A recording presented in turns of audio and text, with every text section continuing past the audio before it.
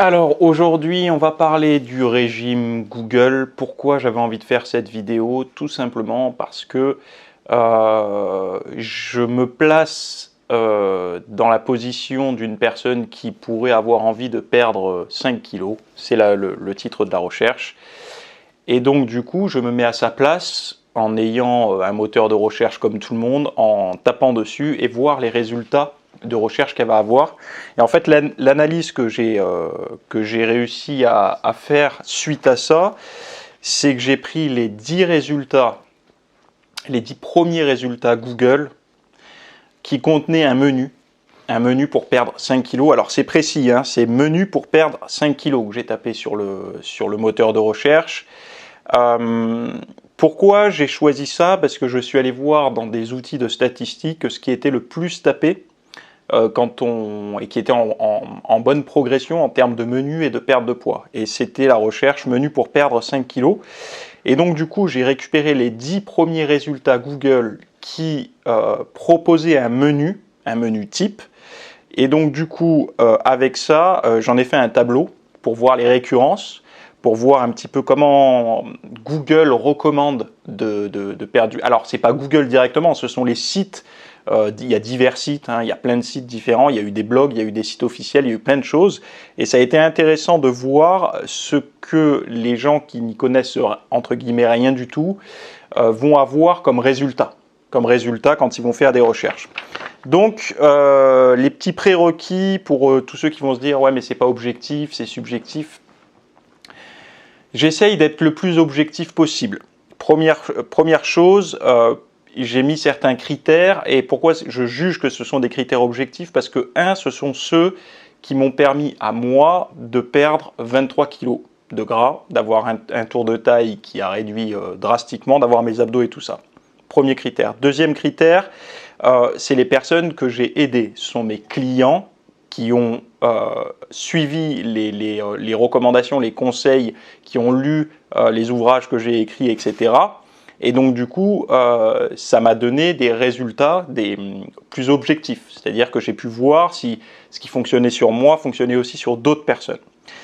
Et la dernière chose, c'est qu'il faut bien voir que c'est ma grille de lecture. C'est-à-dire qu'il y a des tas de façons de perdre du gras, mais ma grille de lecture à moi, c'est celle que j'applique pour les résultats de recherche là. C'est en fonction des résultats que moi j'ai eus, chiffrés, et pas de mes croyances, mais vraiment les résultats que j'ai eus, de manière à... Voilà. Donc, les petits prérequis, donc régime perte de graisse, c'est ma grille de lecture. Donc voilà, comme je vous ai dit, par rapport à mes clients puis mon passé. Le moteur de recherche que j'ai utilisé, c'est important, je pense, de le souligner. J'ai utilisé Qwant. Pourquoi j'ai utilisé Qwant? Parce que ce navigateur, je ne l'avais pas installé sur mon PC, donc je l'ai installé pour qu'il soit vierge de tout cookie, de tout, comment on appelle ça, de toutes les données, en fait, de tout l'historique que je pourrais avoir sur un autre navigateur web. Il faut savoir une chose, c'est que quand vous naviguez sur Internet, vous apprenez au navigateur à vous connaître. Et en fonction des sites que vous allez voir, de tout un tas de choses que je ne maîtrise pas, mais qui sont réels, en fait, les résultats que vous avez chez vous sont différents de votre voisin. Donc, c'était important pour moi de ne pas utiliser le navigateur que j'utilise dans mon quotidien pour pas que ce soit biaisé. Parce qu'étant donné que je fais des recherches en lien avec ma grille de lecture sur mon propre navigateur, j'aurais eu certainement des résultats qui auront été beaucoup plus positifs. Parce que voilà, je vous spoil un petit peu la fin, c'est pas super positif. Donc j'ai utilisé le moteur de recherche Qwant que j'ai installé au moment où j'ai tapé la recherche. Et voilà. Donc, avant de démarrer sur le tableau, 3 récurrences que j'ai remarquées chez les personnes qui sont en surpoids, qui ont du mal à le perdre, que j'ai aidé ou que je vois, etc. Ce sont en général, voyez bien ça, c'est en règle générale, ce sont des personnes qui oxydent mal les glucides. C'est-à-dire ce sont des personnes qui utilisent mal leur source de glucides, fruits, tous les féculents confondus, je ne vais pas préciser, les sucres, etc. Donc tout ce qui est sucré, qui a un goût sucré ou qui est sous forme glucide et tout, c'est des gens qui vont moins bien les oxyder que ceux qui sont minces. Ça, c'est la récurrence que j'ai vue. Et je sais qu'il y a des gens, souvent, qui nous disent que « ouais, mais moi, je tolère bien les glucides, moi, je tolère mal les lipides. » Enfin, mais moi, ce que j'ai vu réellement, et enfin, je pense que ceux qui ont fait des régimes et qui ont été en surpoids par le passé le savent, c'est assez rare d'avoir une personne, enfin même j'en ai jamais vu, des personnes en fort surpoids qui arrivent à faire un régime satisfaisant et durable dans le temps avec beaucoup de glucides. Voilà. Ça, c'était la première récurrence que j'observe chez les personnes en surpoids. Deuxième récurrence, ils utilisent les mauvaises sources de glucides. Comme vous savez, les glucides, on les répartit un peu de manière barbare dans les index glycémiques bas, modérés et élevés. Je ne vais pas vous faire un cours sur l'index glycémique, mais il faut mieux éviter, enfin, il faut totalement éviter les IG élevés si on veut perdre du gras. Ma recommandation est d'éviter aussi les modérés. Et on peut se concentrer un petit peu sur les index glycémiques bas, mais à savoir que dans les index, un aliment, un glucide à index glycémique bas n'est pas forcément un glucide santé. C'est ça aussi, parce que les gens pensent IG bas égale santé égale perte de poids. Alors ça peut être perte de poids, mais pas santé forcément. Prenez un exemple tout bête, j'étais sur le site de la nutrition.fr, vous tapez pour le Nutella a un index glycémique bas. Pourquoi? Parce qu'il est tellement gras, riche en graisse, que le sucre sanguin ne va pas s'élever, exploser le compteur après son ingestion, et pourtant, ce n'est pas un aliment qu'on va considérer comme un aliment de perte de poids, etc. Donc, mauvaise source de glucides, mauvaise oxydation des glucides donc ça, la première récurrence, c'est l'oxydation des glucides qui n'est pas bonne chez les personnes qui ont du mal à perdre du poids ou qui veulent perdre du poids. Deuxième récurrence, des gens qui consomment les mauvaises sources de glucides. Troisième récurrence, ce sont des gens qui ont comme croyance et comme certitude que les fruits c'est bon dans tous les cas, c'est-à-dire qu'ils confondent santé et perte de poids. Donc ce qui veut dire que pour ces personnes-là, manger des fruits n'est pas un frein au régime. Et je le vois souvent. Et donc souvent aussi, ce qu'il peut y avoir, c'est que des gens qui utilisent les fruits au quotidien peuvent dire non mais il n'y a pas de problème avec les fruits, mais ce n'est pas des gens qui sont dans la configuration perte de graisse difficile, qui ont du mal. Donc il faut vraiment faire attention à ça aussi. Donc, on passe. Alors, le petit tableau, je vais le mettre en lien sur l'article qui ira avec la vidéo. Donc, vous l'aurez directement en lien dans la description. Si vous voulez le tableau comme moi, là, que je me suis chargé de faire ce matin. Donc, il m'a fallu du temps quand même, hein, parce que j'ai dû étudier chaque menu, tous les aliments et tout. Donc, il y a plusieurs colonnes. Donc, déjà, résultats Google 1, 2, 3, 4, 5 jusqu'à 10. Et pour chaque résultat, il y a à chaque fois une colonne qui est le nombre de repas index glycémique élevé par jour, le nombre de fruits par jour, le nombre de produits laitiers par jour et le nombre de produits contenant du gluten par jour. Alors vous allez me dire pourquoi les produits laitiers et le gluten, tu les inclus dans quelque chose de perte de poids. On est un petit peu là, tu pars un peu dans deux directions qui est santé, intolérance et et perte de poids. Alors, vous avez raison, mais je ne suis pas vraiment d'accord avec ça non plus. C'est-à-dire que vous avez raison, je pars dans les deux sens, mais il faut bien voir une chose, c'est que, en règle générale, les produits laitiers ont je ne vais pas dire un index glycémique parce que ce n'est pas du tout le terme, ont un index insulinémique de mémoire. Donc, en fait, ça va booster l'insuline. Donc, c'est-à-dire que quand vous consommez des produits laitiers, il y a une hausse de l'insuline pour beaucoup de produits laitiers. Et je vous apprends peut-être quelque chose là, mais quand vous avez l'insuline qui monte, vous ne pouvez pas brûler du gras. Donc en fait, c'est la langue de serpent, quoi. C'est soit l'insuline est basse, vous brûlez du gras, soit elle est élevée, vous n'en brûlez pas. Donc, étant donné, quand on sait ça, on sait que les produits laitiers vont être un frein supplémentaire à la perte de graisse. Même, je sais qu'il y a des gens qui consomment des compléments alimentaires type protéines en poudre et tout. Sachez que la protéine en poudre, c'est un booster d'insuline. Voilà, et ce n'est pas la seule. Mais dans les produits laitiers sont boosters d'insuline. Donc, potentiellement, un frein, certes moins élevé probablement que du pain blanc ou des gâteaux, mais c'est quand même un frein. Et pourquoi le gluten? Parce que si vous regardez bien, regardez tous les aliments qui contiennent du gluten naturellement, ça va être le blé, ça va être l'orge, l'avoine, tout ça. Déjà d'une, ce sont des glucides à index glycémique modéré, voire élevé pour certains. Et c'est très rare d'avoir une diète de perte de graisse très efficace quand on a des produits contenant du gluten. Et là, dans les résultats que j'avais, les produits contenant du gluten étaient rarement de l'avoine. C'était souvent de la semoule, des pâtes, du pain complet, des biscottes, des choses comme ça. Donc du coup, les produits contenant du gluten potentiellement sont des glucides, et on va dire quasiment à 100%, des glucides contenant, ayant comme particularité d'avoir un index glycémique modéré, voire élevé. Et nous, ce qu'on veut quand on veut perdre du gras de manière efficace, c'est avoir que des index glycémiques bas. Vous allez me trouver sectaire sur ce sujet des glucides, et vous avez raison, c'est pas... en fait, c'est volontaire de ma part, parce que par le passé, j'ai tenté de suivre des régimes qui étaient moins hardcore, entre guillemets, où je supprimais moins d'aliments, et ça ne fonctionnait pas. Je vous le dis honnêtement, la diète qu'on peut suivre pour perdre du poids est peut-être beaucoup plus variée que les régimes contenant du gluten et des produits laitiers. Il y a des tonnes d'autres aliments, déjà les légumes, tous les végétaux, tout ce qui va être les patates douces, les choses comme ça, ce sont des aliments, et tout ce qui est légumineux, ce sont des aliments qui vont vous apporter également des glucides. Mais bon, là, c'est pas une vidéo où je vous apprends à savoir comment manger, c'était vraiment pour faire un constat.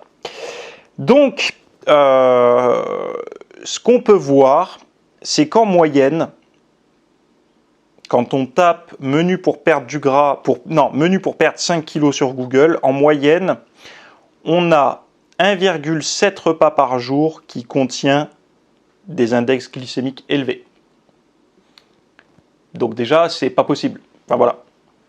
C'est que c'est pas possible. C'est que ça veut dire que vous avez plus d'un repas par jour où il y a des index glycémiques élevés.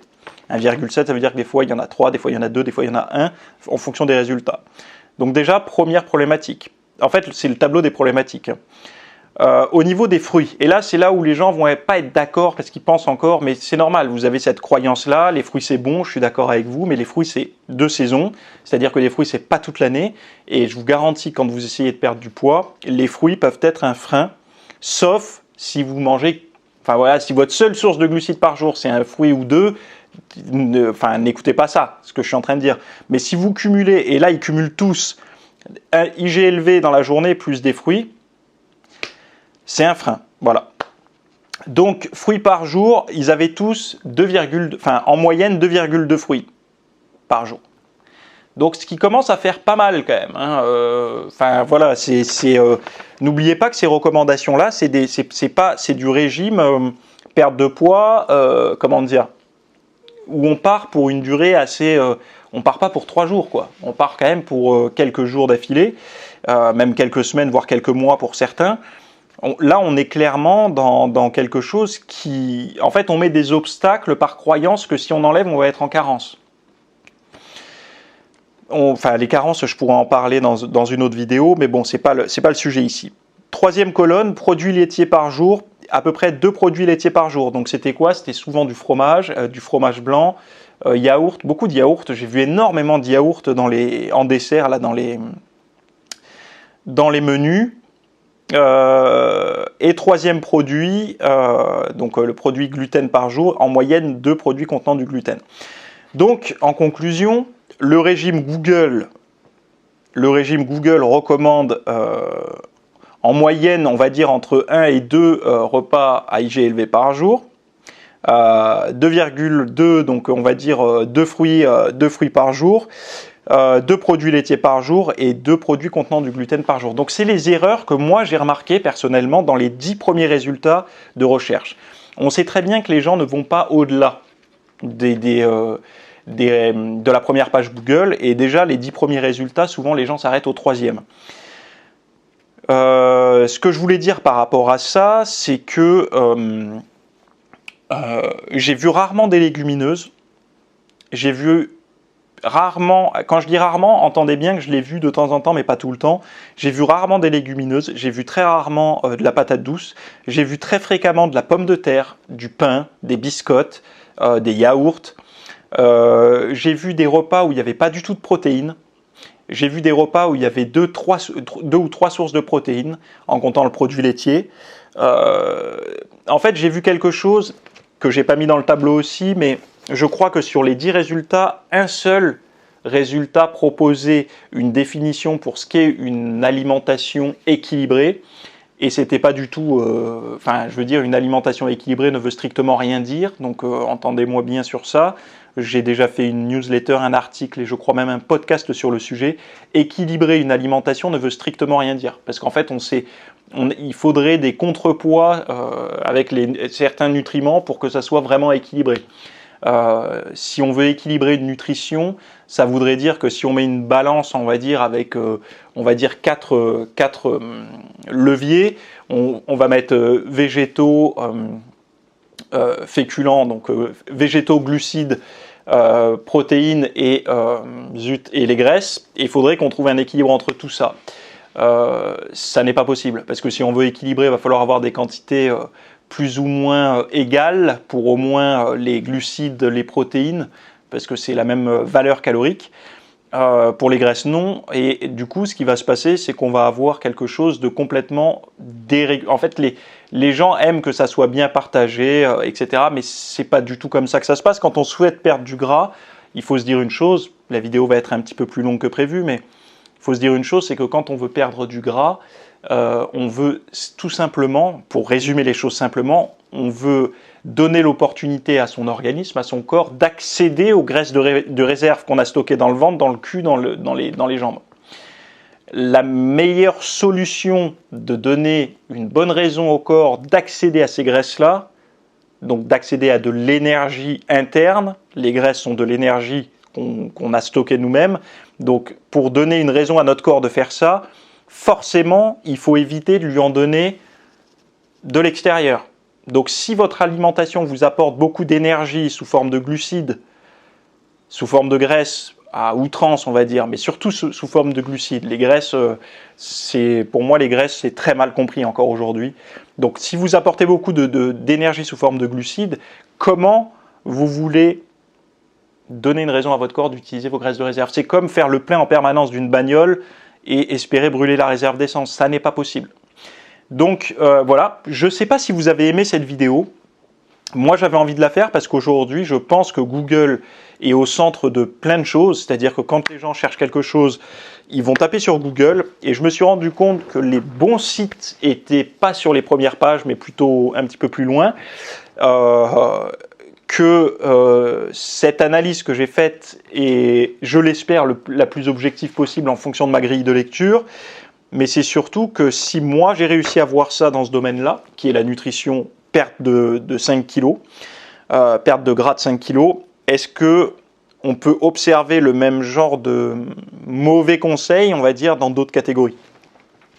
Donc c'est tout ça pour dire que je sais qu'il y a beaucoup de personnes aujourd'hui qui disent qu'avec le monde d'Internet, on peut tout savoir, on peut tout apprendre. Moi je vous dis une chose, c'est que si on se réfère à la première page Google, on apprend certes des choses, mais pas la bonne solution pour perdre du poids.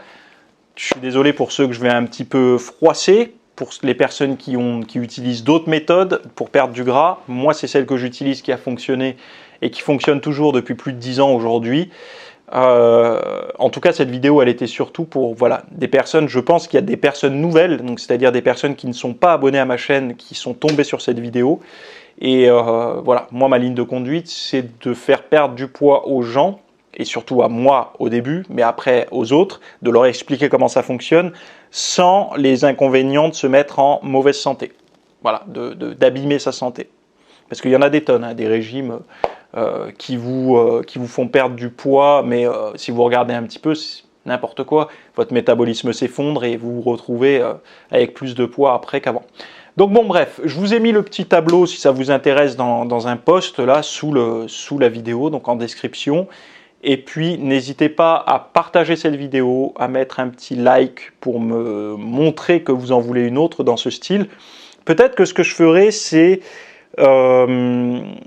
parce que là je l'ai fait sur les résultats de recherche Google, donc sur la page web, peut-être que je pourrais faire des cas similaires avec le tableau d'analyse et tout, sur des résultats de recherche YouTube, donc sur des vidéos. Là on a été plus sur de la lecture, sur des articles, sur des sites internet, je pourrais le faire sur des vidéos YouTube. Donc me mettez pas un commentaire pour me dire oui fais-le, mettez-moi un like si vous voulez que je vous fasse la même chose mais par rapport aux vidéos YouTube. Je vous laisse ici et à très bientôt, bye bye.